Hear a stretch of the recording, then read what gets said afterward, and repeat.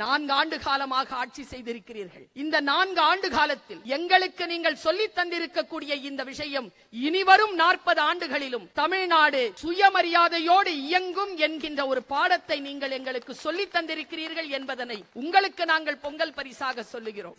சமீபத்தில் நான் பார்த்த அந்த படத்துல ஒரே ஒரு காட்சி தான். அந்த காட்சி வேற ஒன்றுமில்லை. பெரிய ஒரு சிவப்பு ராணி ஒரு தீர்ப்பா, வெள்ள ராணி ஒரு தீர்ப்பா. வெள்ள ராணி தான் ஹீரோயின், சிவப்பு ராணி வில்லி. சிவப்பு ராணி கிட்ட இருந்து தப்பிச்சிட்டு ஆலிஸ்ங்கிற ஒரு சின்ன பொண்ணு ஓடி வருவா. ஓடி வந்து அந்த வெள்ள ராணி கிட்ட நிப்பா. அந்த வெள்ள ராணி அவ கிட்ட பேசிட்டே இருக்கும்போது திடீர்னு சொல்லுவாங்க, அவ ஹே ஆலிஸ் ஓடு என்று சொல்லுவாள். அவள் ஓடுவாள். அவள் கீழ்ப்படிந்த மாணவி ஓடுவாள். அவள் ஓடுகின்ற பொழுது வெள்ளை ராணியும் சேர்ந்து ஓடுவாள். ஓடிக்கொண்டே இருக்கின்ற அந்த குட்டி ஆலிஸ் கேட்பாள், ராணி நாங்கள் எங்கே போகிறோம்? அப்பொழுதுதான் ராணி சொல்லுவாள், நாங்கள் எங்கேயும் போகவில்லை. அப்படி என்றால் ஏன் இப்படி ஓடிக்கொண்டிருக்கிறோம்? நாம் நின்று கொண்டிருக்கக்கூடிய நிலம் பின்னோக்கி நகர்ந்து கொண்டிருக்கிறது. நாங்கள் ஏற்கனவே நிற்க வேண்டிய இடத்தில் இருக்க வேண்டும் என்றாலும், முன்னேறி செல்ல வேண்டும் என்றாலும் ஓடிக்கொண்டே இருக்க வேண்டும் என்று எங்களை உற்சாகமாகவும் உழைப்பில் நம்பிக்கை வைத்தும் சுயமரியாதைக்காரராகவும் எங்களை உருவாக்கி இன்றைக்கு இதோ என் மாணவி அங்கே உட்கார்ந்து இருக்கிறாள். நான் SITயில் அவளுக்கு தமிழ் பாடம் எடுத்திருக்கிறேன். ஏழை பெண். அவள் என் பக்கத்தில் உட்கார்ந்து வணக்கம் அம்மா என்றாள். நான் வணக்கம் என்றேன். அவள் சொன்னால், எல்லோரும் உங்களை பேச்சாளர் என்பதற்காக வணக்கம் சொன்னார்கள், நான் உங்களை என் ஆசிரியர் என்பதற்காக வணக்கம் சொன்னேன். சொல்லிவிட்டு அவள் சொன்னாள், நான் எக்கனாமிக்ஸ் படிச்சேம்மா. எங்க குடும்பம் ஒன்னும் பொருளாதாரத்துல பெரிய குடும்பம் இல்லை. நான் அனிதா அச்சீவர்ஸ் அகாடமியில சேர்ந்து டாலி படிச்சேன். இன்றைக்கு 20,000 ரூபாய் சம்பாதித்து சுயமரியாதையுடன் வாழ்கிறேன் என்று சொன்ன அந்த குழந்தை இதோ அங்கே அமர்ந்திருக்கிறார். பொங்கல் திருவிழா என்றாலே அது சூரியனுக்கு நன்றி சொல்லும் பெருவிழா. 1000 கரங்கள் நீட்டி அணைக்கின்ற தாயே போற்றி, அருள் பொங்கும் முகத்தை காட்டி இருள் நீக்கம் தந்தாய் போற்றி என்று சூரியனை கவியரசு கண்ணதாசன் வாழ்த்தியதை நான் நினைவு கூறுகிறேன். நாங்கள் எல்லோரும் அடையாளம் இல்லாமல் இருந்தோம். எங்களுக்கெல்லாம் அடையாளமாய் திகழ்கிறீர்கள். எங்கள் வாழ்வாதாரத்தை வளப்படுத்தியதோடு மட்டுமல்லாமல் இதோ இந்த மக்களோடு மக்களாக நான் இருக்கிறேன் உங்களுக்காக என்று குடும்பத்தில் ஒருவராக, குடும்ப தலைவராக எங்களுக்கு பொங்கல் விழா வாழ்த்தை நிகழ்த்த வந்திருக்கிறீர்கள். அனிதா அச்சீவர்ஸ் அகாடமியிலிருந்து 6000 பேர் இதுவரைக்கும் வாழ்வாதாரம் பெற்றிருக்கிறோம். விதை உயிர் கொண்டால் விருட்சமாக வளரும். அனிதா என்கின்ற ஒரு உயிரை விதையாக போட்டோம். அது மிக பல விருட்சமாக வளர்ந்து இன்றைக்கு பல்லாயிரக்கணக்கான பெண்களின், இளைஞர்களின் வாழ்க்கைக்கு ஒளியூட்டி கொண்டிருக்கிறது. நாங்கள் எல்லோரும் உங்களோடு பொங்கல் விழா கொண்டாடுவதற்காகத்தான் வந்திருக்கிறோம் தலைவரே. நீங்கள் எவ்வளவோ காரியங்களில் உங்களுடைய வாழ்க்கையை நீங்கள் செலுத்திக் கொண்டிருந்தாலும் எனக்காக காத்திருக்கக்கூடிய மக்களிடத்தில் நான் வருவேன் என்று சொல்லி நீங்கள் இன்றைக்கு வருகை புரிந்திருக்கிறீர்கள். ஒரு தகப்பனாக, ஒரு தாயாக உங்களை நாங்கள் நினைக்கிறோம். நான் யோசித்து பார்க்கிறேன், ஏன் கவியரசு சூரியனை தாய் என்றார்? சூரியன் தந்தை தானே. ஆனால் சூரியன் தந்தைதான், அதிலிருந்து வரும் கதிர்கள் தாயாக நம்மை அரவணைக்கிறது இல்லையா? அப்படி சூரியனாக இருந்து தாயாகவும் தந்தையாகவும் எங்களை நீங்கள் அரவணைத்துக் கொண்டிருக்கிறீர்கள். இந்த உலகத்திலேயே ஒரு மனிதன், ஒரு தலைவன் தான் ஆட்சி செய்யக்கூடிய மக்களுக்கு செய்யக்கூடிய பெரும் பணியை நான் சொல்லுகிறேன். பெரும் பணி என்ன தெரியுமா? மீன் வாங்கி கொடுக்கிறது இல்ல, மீன் பிடிக்க கற்றுக் கொடுப்பது. மீன் பிடிக்க கற்றுக் கொடுப்பது மட்டுமல்லாமல் அது பிடிப்பதற்கான உபகரணங்களையும் சேர்த்து தருகிறீர்களே, அதுதான் நாங்கள் உங்கள் மீது கொண்டிருக்கக்கூடிய பாசத்திற்கு காரணம். நாங்கள் உங்கள் மீது மரியாதை செலுத்துகிறோம், உங்களை வாழ்த்துகிறோம். அதற்கும் மேலாக உங்கள் மீது அபரிமிதமான பாசம் வைத்திருக்கிறோம் என்பதனை மட்டும் நீங்கள் தெரிந்து கொள்ள வேண்டும் என்று நான் நினைக்கிறேன்.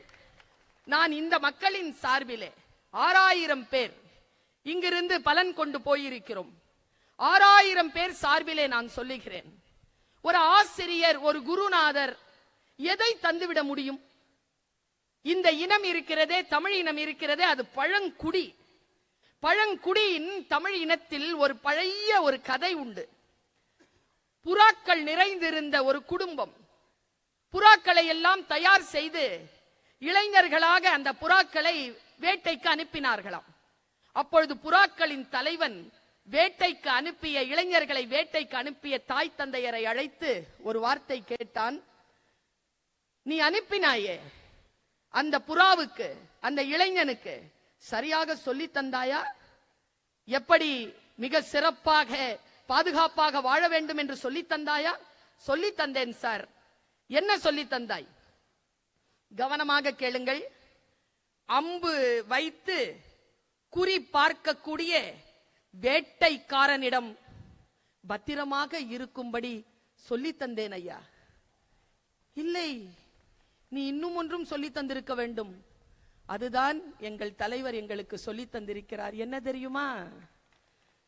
வேட்டை தெரிந்த, குறி வைக்க தெரிந்த வேட்டைக்காரனிடம் மட்டுமல்ல, வேட்டையாட வெறி கொண்டு திரியக்கூடிய, குறி வைக்கவே தெரியாத, அம்புகளை நிறைய வைத்திருக்கும் வேட்டைக்காரர்களிடமும் நாங்கள் மிக மிக பாதுகாப்பாக இருக்க வேண்டும் என்று நீங்கள் எங்களுக்கு சொல்லி தந்திருக்கிறீர்கள்.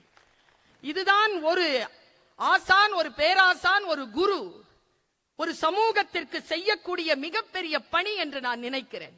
நாங்கள் எல்லோரும் இறை நம்பிக்கை கொண்டவர்கள்.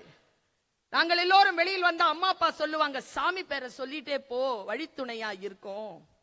அது கிறிஸ்துவராக இருந்தாலும், முஸ்லிமாக இருந்தாலும், இந்துக்களாக இருந்தாலும், குலதெய்வ வழிபாடு செய்கின்றவர்கள் எல்லோரும், பெருந்தெய்வங்களை வழிபடுகின்ற எல்லோரும் அந்த சாமி பேரை சொல்லிட்டு வழித்துணையா போன்னு சொல்லுவாங்க. எங்க ஐயா மூலமாக தமிழ்நாட்டு மக்கள் வழித்துணையாக கொண்டு பாதுகாப்பாக சொல்லிக் கொண்டிருக்கும் மந்திரம் எது தெரியுமா? திராவிடம், திராவிடம், திராவிடம் என்று சொல்லிதான் நாங்கள் எங்களுடைய வழியை மிக செப்பனித்துக் கொண்டிருக்கிறோம். இந்த ஒரு விஷயத்தை சொல்லி நான் நிறைவு செய்கிறேன். சமீபத்தில் திரும்பி திரும்பி நான் பார்க்கிற சில படங்கள் உண்டு. அந்த படங்களில் ஒன்று ஆலிஸ் இன் ஒண்டர்லேண்ட். ஆலிஸ் இன் ஒண்டர்லேண்ட் பற்றி ஐன்ஸ்டீன் இப்படி சொல்லுகிறான். அதை ஒழுங்காக நாம் பார்த்து விட்டோம் என்றால் பிசிக்ஸ் பாடத்தில் நோபல் பரிசு பெறலாம் என்று எழுதுவான். நான் அந்த படத்தை பார்த்தேன். அந்த படத்துல ஒரே ஒரு காட்சி, இதைத்தான் நீங்கள் எங்களுக்கு சொல்லி தந்திருக்கிறீர்கள் என்கின்ற உறுதிப்பாட்டை உங்களுக்கு தருகிறோம். 4 ஆண்டு காலமாக ஆட்சி செய்திருக்கிறீர்கள். இந்த 4 ஆண்டு காலத்தில் எங்களுக்கு நீங்கள் சொல்லி தந்திருக்கக்கூடிய இந்த விஷயம் இனிவரும் 40 ஆண்டுகளிலும் தமிழ்நாடு சுயமரியாதையோடு இயங்கும் என்கின்ற ஒரு பாடத்தை நீங்கள் எங்களுக்கு சொல்லி தந்திருக்கிறீர்கள் என்பதனை உங்களுக்கு நாங்கள் பொங்கல் பரிசாக சொல்லுகிறோம். சமீபத்தில் நான் பார்த்த அந்த படத்துல ஒரே ஒரு காட்சி தான், 1 நிமிடத்தில் முடிக்கிறேன். அந்த காட்சி வேற ஒன்றுமில்லை. பெரிய ஒரு சிவப்பு ராணி ஒரு தீர்ப்பா, வெள்ள ராணி ஒரு தீர்ப்பா. வெள்ள ராணி தான் ஹீரோயின், சிவப்பு ராணி வில்லி. சிவப்பு ராணி கிட்ட இருந்து தப்பிச்சிட்டு ஆலிஸ்ங்கிற ஒரு சின்ன பொண்ணு ஓடி வருவா. ஓடி வந்து அந்த வெள்ள ராணி கிட்ட நிப்பா. அந்த வெள்ள ராணி அவ கிட்ட பேசிட்டே இருக்கும்போது திடீர்னு சொல்லுவாங்க, அவ ஹே ஆலிஸ் ஓடு என்று சொல்லுவாள். அவள் ஓடுவாள். அவள் கீழ்ப்படிந்த மாணவி, ஓடுவாள். அவள் ஓடுகின்ற பொழுது வெள்ளை ராணியும் சேர்ந்து ஓடுவாள். ஓடிக்கொண்டே இருக்கின்ற அந்த குட்டி ஆலிஸ் கேட்பாள், ராணி நாங்கள் எங்கே போகிறோம்? அப்பொழுதுதான் ராணி சொல்லுவாள், நாங்கள் எங்கேயும் போகவில்லை. அப்படி என்றால் ஏன் இப்படி ஓடிக்கொண்டிருக்கிறோம்? நாம் நின்று கொண்டிருக்கக்கூடிய நிலம் பின்னோக்கி நகர்ந்து கொண்டிருக்கிறது. நாங்கள் ஏற்கனவே நிற்க வேண்டிய இடத்தில் இருக்க வேண்டும் என்றாலும், முன்னேறி செல்ல வேண்டும் என்றாலும் ஓடிக்கொண்டே இருக்க வேண்டும் என்று எங்களை உற்சாகமாகவும் உழைப்பில் நம்பிக்கை வைத்தும் சுயமரியாதைக்காரராகவும் எங்களை உருவாக்கி இன்றைக்கு இதோ என் மாணவி அங்கே உட்கார்ந்து இருக்கிறாள். நான் SITயில் அவளுக்கு தமிழ் பாடம் எடுத்திருக்கிறேன். ஏழை பெண். அவள் என் பக்கத்தில் உட்கார்ந்து வணக்கம் அம்மா என்றாள். நான் வணக்கம் என்றேன். அவள் சொன்னாள், எல்லோரும் உங்களை பேச்சாளர் என்பதற்காக வணக்கம் சொன்னார்கள், நான் உங்களை என் ஆசிரியர் என்பதற்காக வணக்கம் சொன்னேன். சொல்லிவிட்டு அவள் சொன்னாள், நான் எக்கனாமிக்ஸ் படிச்சேம்மா. எங்க குடும்பம் ஒன்னும் பொருளாதாரத்துல பெரிய குடும்பம் இல்லை. நான் அனிதா அச்சீவர்ஸ் அகாடமியில சேர்ந்து டாலி படிச்சேன். இன்றைக்கு 20,000 ரூபாய் சம்பாதித்து சுயமரியாதையுடன் வாழ்கிறேன் என்று சொன்ன அந்த குழந்தை இதோ அங்கே அமர்ந்திருக்கிறார். அது அவளுடைய குரல் மட்டுமல்ல, 6000 பேர் இந்த அச்சீவர்ஸ் அகாடமியில் இருந்து, அனிதா அச்சீவர்ஸ் அகாடமியில் இருந்து டேலியையும் தையல் கலையையும் கம்ப்யூட்டரையும் படித்துக் கொண்டு வெளியில் வருகிறோமே, அவர்கள் எல்லோரும் சார்பிலும் நான் தமிழக முதலமைச்சர் அவர்களுக்கும் இந்த அனிதா அச்சீவர்ஸ் அகாடமியை ஏற்படுத்திய பெரியவர்களுக்கும் நன்றி சொல்லி, உங்கள் அத்துணை பேருக்கும் மீண்டும் மீண்டுமாய் அந்த சூரியனை வாழ்த்தக்கூடிய அந்த பொங்கல் விழா நல்வாழ்த்தை சொல்லி அமைகிறேன். நன்றி, வணக்கம்.